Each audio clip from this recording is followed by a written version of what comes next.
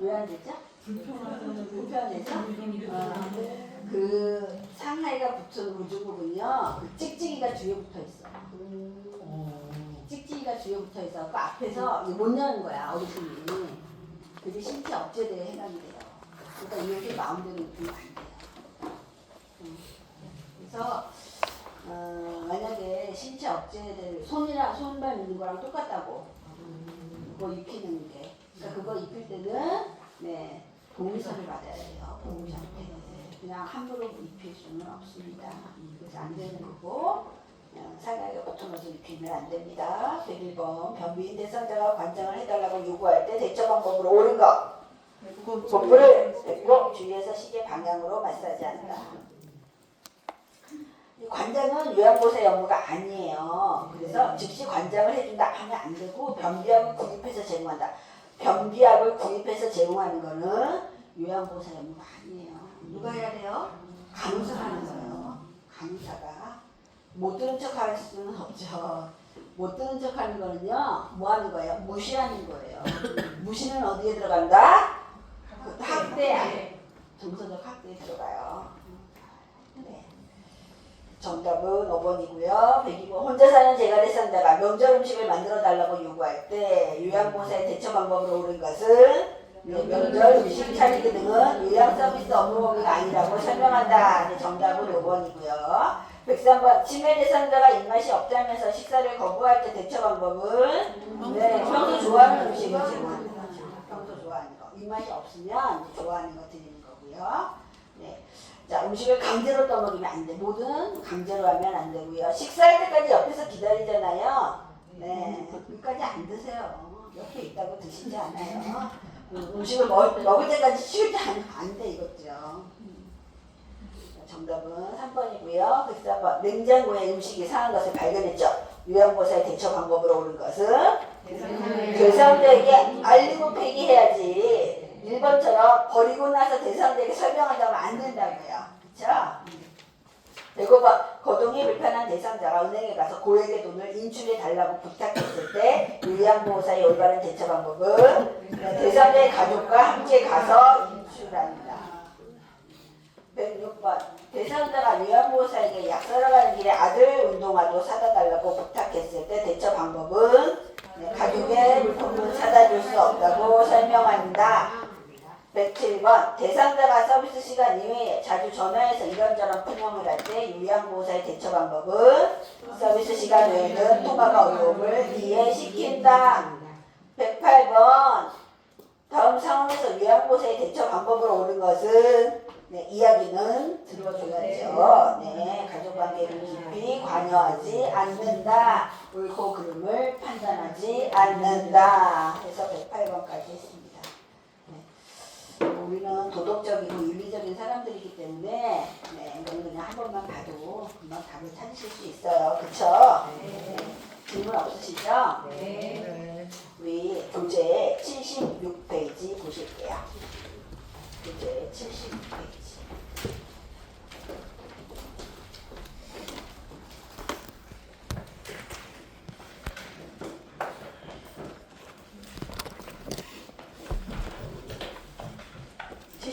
보시면 요양보호 서비스 제공 원칙 및 준수사항이에요.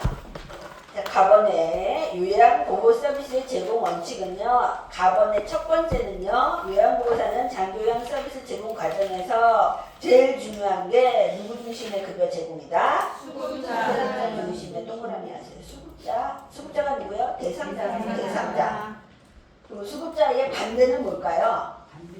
반대말. 요양보호사야. 요양보호사는요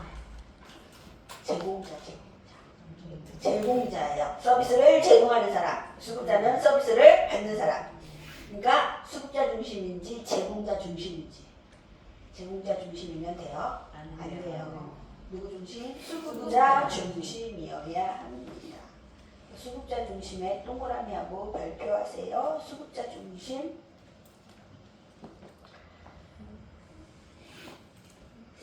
자, 참고 왼쪽에 보시면 대상자와 수급자 같은 말이라고 했죠? 대상자와 수급자는요.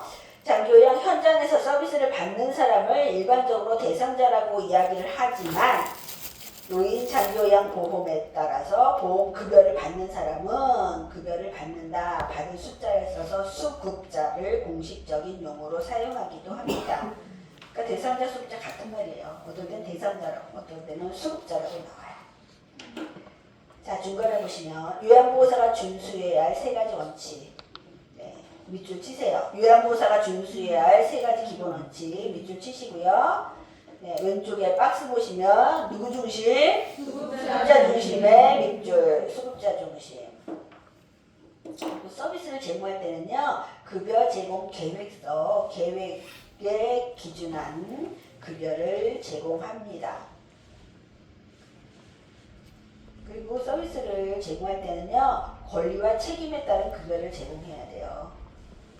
권리가 누구 권리예요? 어르신의 권리가 있고요. 네, 책임은 누구의 책임이에요? 요양보호사의 책임이에요. 그러니까 권리와 책임에 따른 뭐를 제공한다? 서비스를 제공하는 거예요. 그게 요양보호사가 준수해야 할 세 가지 기본 원칙에 들어갑니다. 네, 오른쪽 박스 보시면요. 첫 번째 박스 보시면 수급자 또는 보호자와 상담을 실시하고 제공할 급여 내용을 상세히 설명하고요. 자, 두 번째 점에 별표하세요. 앞에 두 번째 점에 별표하세요. 누구의 욕구를? 수급자의 욕구를 종합적으로 파악의 동그라미. 수급자의 욕구를 종합적으로 파악하고요. 자, 밑줄 치세요. 개별적인 욕구를 반영하여 급여를 제공한다. 무슨 욕구?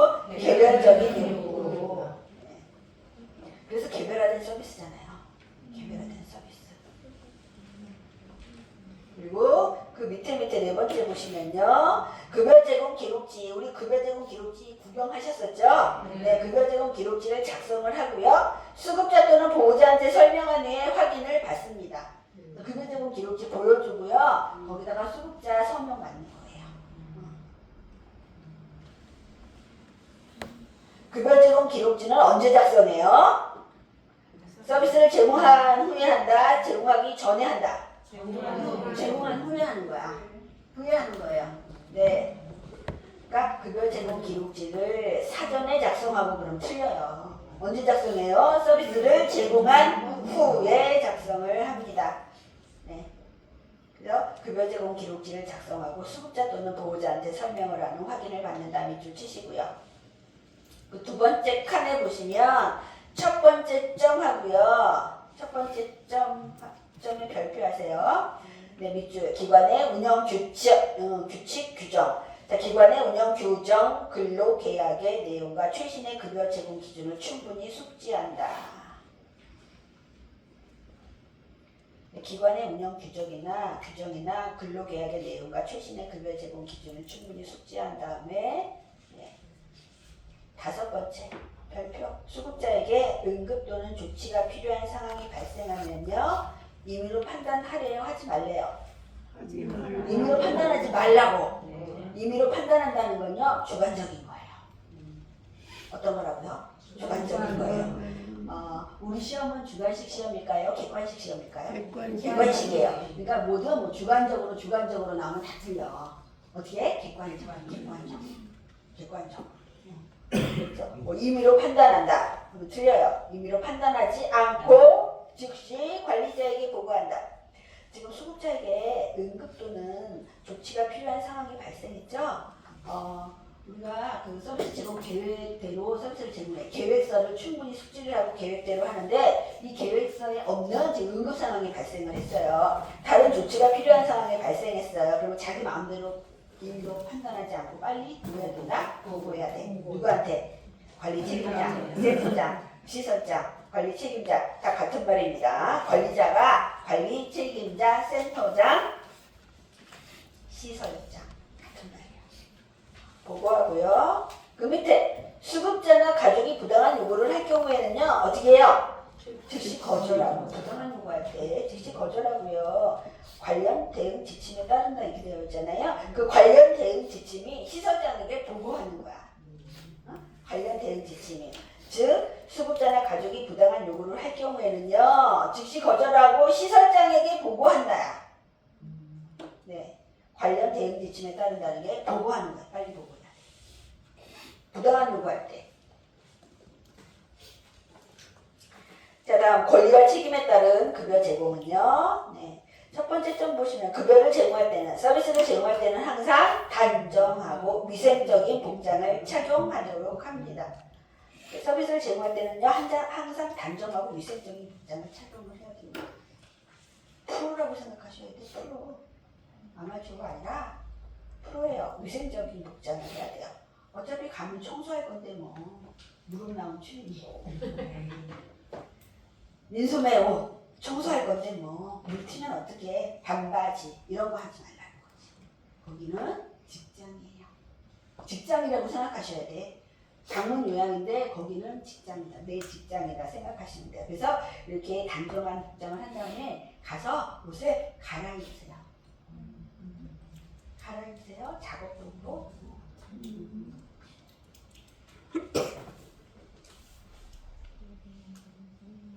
세 번째 점 보시면요. 앞에다 별표하고요. 매년 건강검진을 받고 건강검진 2년에 한 번이 아니라 1년에 한 번이야. 매년이야 매년. 제가 이 건강검진에 대해서 말씀드렸었잖아요. 우리 일반 사람들은 2년에 한 번 공단에서 2년에 한 번 건강검진 하죠. 근데 우리 사회복지 시설에 근무하는 종사자는 1년에 한 번이요? 매년. 사무직과 비사무직이 있어. 사무직과 비사무직. 그러니까 사무직으로 올리잖아요. 그럼 2년에 한 번이야. 사무직은. 근데 비사무직이잖아요. 요양보호사 사무직이에요, 비사무직이에요? 비사무직이야. 그럼 1년에 한 번씩 해요. 저 같은 경우에는 다 비사무직으로 올리는 거야. 아니, 다 비사무직. 저도 다 비사무직. 그러니까 시설장, 뭐 사회복지사, 물리치료사 전부 다 비사무직.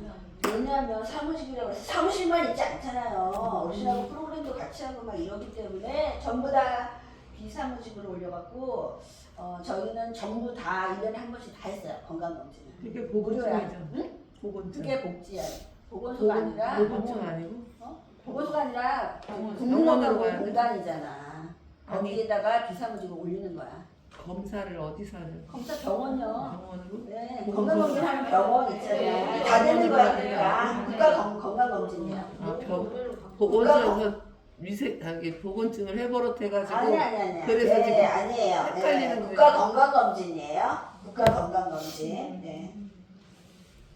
그래서 요양원은 어르신이 몸이 불편하신 거동이 불편하시잖아요. 모시고 다 병원에 갈 수가 없어. 그래서 종합검진 차 있잖아, 버스. 네. 그거 오는 거예요. 근데 거기서 이제 직원도 하고 어르신도 검사하고 이러는 거지. 모시고 못 가. 어떻게 가 모시고? 직원들도 거기서 검사하고 거기서 전부 다 해요. 유방암 검사도 해. 다 이것도 있어. 이렇게 찌부짜부도 다 있어 거기에. 그럼 저희도 그렇게까지 다 검사해야 돼요? 해야 된다니까. 여기 지금 하는 매년 건강검진 받아야 돼요. 그러니까 자꾸 지금 보건증 왜 했던 보건증 그게 아니라 생각이 나가지고 건강검진. 그러면 전체 검사를 다 해야 된다고 싹 우리도 아니 일반 건강검진 똑같이 하듯이 하는 거야. 네, 국가검진. 내시경 하고 네, 국가검진 다 해야 돼요. 국가검진을 다 해갖고 네, 국가검진 다 하는 거예요. 그러니까 어르신도 하는 거야. 감염병이 없어야 돼. 그래서 매년 검사하는 거예요. 한 사람이 감염병에 걸리면 다 전염될 수 있잖아요. 그러니까 다 하는 거야. 다 피검사부터 다 하는 거야. 그러면 저 같은 경우는 지금 4월 달에 말쯤에 종합검진 돈 주고 하는 데서 하려고 그러는데 그거 갖고는 여기에다가 못 내는 거야? 만약에 합격했다 치고 그거 결과지 내시면 돼요. 내도 돼요? 네, 그거 내셔도 돼요. 그리고 이제 그 다음에부터는 계속 이제 계속 매해 하는 거지. 네. 그렇구나. 매년 건강검진을 받고 평소 계획적인 휴식과 운동, 건강관리를 통해 근골격계 질환이나 감염을 예방하기 위해 노력한다. 그 다음에 밑줄 치세요. 수급자에 대한 학대나 기관의 부당행위를 발견했을 때는요. 지체 없이 관련 절차에 따라 신고한다. 어디에 신고한다? 노인보호 전문기관이나 경찰서, 수사기관. 그렇죠? 네.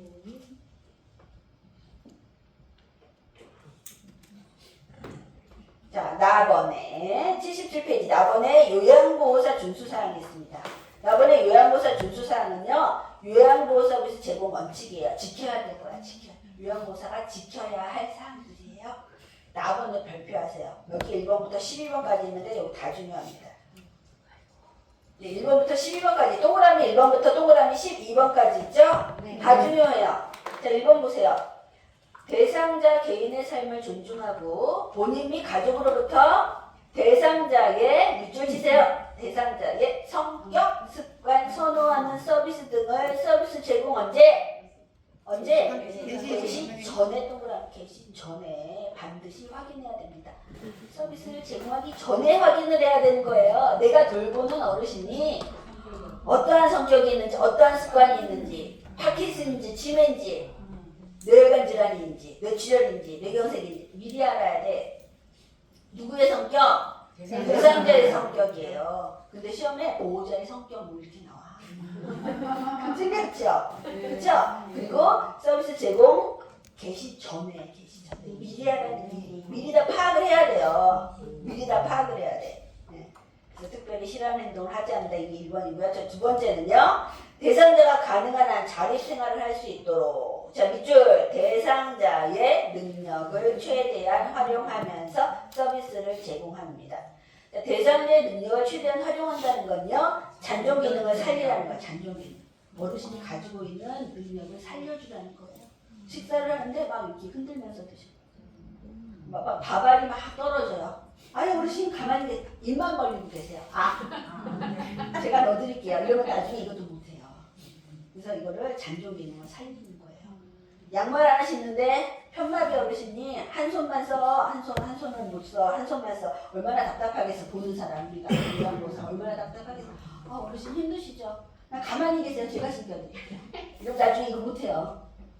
나중에 못해. 근데요. 잘했다 막 하잖아요. 그러면 이것도 하고 혼자서 옷도 입고 이런다니까. 잔존 기능을 살려주는 거예요. 그게 대상자의 능력을 최대한 활용하는 거야. 그래서 잔존 기능을 살린다 또는 대상자가 스스로 할 수 없는 부분을 도와주는 거예요. 무조건 다 도와주는 게 아니야. 할 수 있는 거는 할 수 있게 하고 할 수 없는 부분만 해드리는 거예요. 할 수 없는 것만. 어르신 아무것도 하지 마시고 가만히 계세요. 그러면요 아무것도 못해. 아무것도 못해요. 자, 세 번째는요. 서비스를 제공하기 전에 동그라미. 제공하기 전에 서비스를 제공하기 전에 대상자한테 어떻게 해요? 충분히 설명한 후에 대상자가 뭐하면 동의하면 서비스를 제공한다. 밑줄 치세요. 그러니까 서비스를 제공하기 전에 대상자에게 충분히 설명한 후에 대상자가 동의하면 서비스를 제공하는데 대상자가 치매로 인해서 인지 능력이 없어요. 그럴 때는 누구한테 동의를 구한다? 보호자한테 동의를 구해요. 그러면 또 여기서 자기 생각이 들어가지. 왜 자기 생각이 들어가요? 어떻게 서비스를 제공할 때마다 전화해요. 치매 있는 어르신인데 안녕하세요. 저 요양보호사 누군데요. 어르신한테 좀 밥 드려도 되나요? 어르신한테 지금 옷 갈아입혀 드려도 되나요? 뭐 이렇게 일일이 할 수가 없죠. 이거는 이치에 맞지 않는다고 생각을 하잖아요. 그러면 시험 문제에 답을 찾을 수가 없어. 시험에는 이렇게 나와요. 시험에는 인지 능력이 없는 경우에는 누구한테 동의를 구한다? 보호자에게 동의를 구한다. 네. 대상자가 치매로 인해서 인지가 저하됐대. 근데 치매가 아니야 이 어르신이. 그러면 누구한테 얘기해요? 본인한테 얘기해. 어르신한테 이야기하는 어르신 이제 식사 준비가 다 됐어요. 이제 밥 드실 시간이에요. 어르신 기저귀 해드릴 시간이에요. 어르신 프로그램 할 시간이에요. 이렇게 얘기를 하라고. 갑자기 그냥 식판 갖다가 던져놓는다든지. 갑자기 누워있는데 갑자기 어깨를 쭉 해가지고 기저귀를 간다든지. 이게 아니라는 거지. 이야기를 하고 어르신이 그래요. 이제 준비를 마음의 준비를 하고 있대.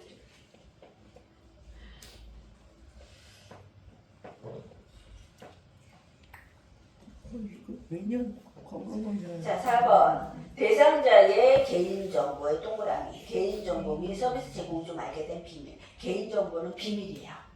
개인정보 비밀. 개인정보 비밀.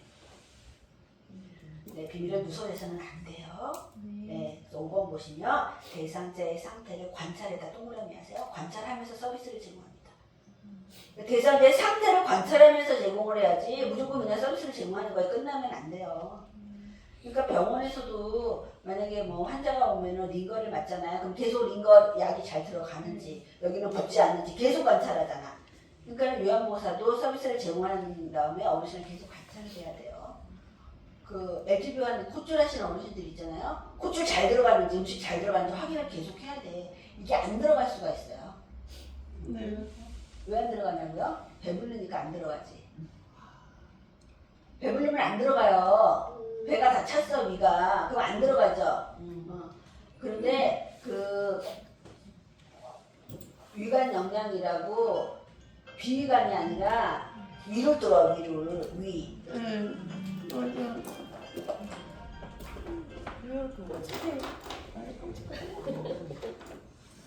네. 위를 여기가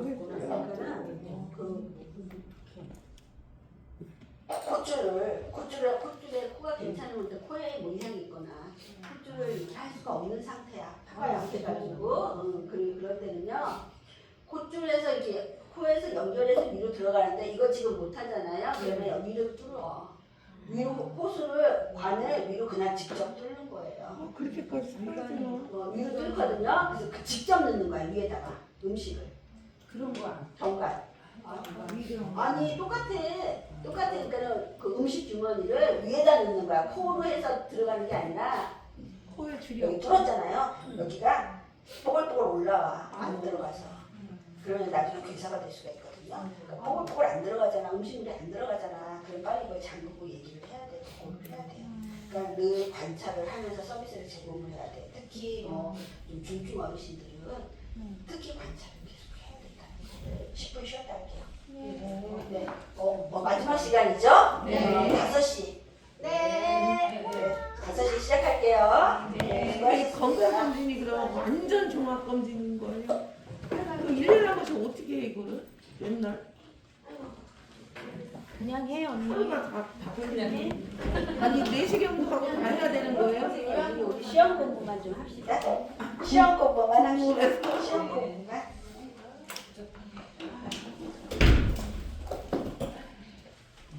하는 거예요? 지금 쌤이 그랬잖아 시험 공부만 하라고 그냥. 네, 시험 공부만 그냥 합시다. 한다고 나왔으니까 그렇게만 외워. 네, 가서 해요. 네, 합니다. 건강검진 매년 해요. 저도 매년 했어요. 근데 우리는 그걸로 따지지 마. 지금은 그냥 그렇구나 매년 하는구나. 시험. 근데 좋긴 하지 뭐. 내 건강을 위해서 매년 어차피 나 매년 하긴 하는데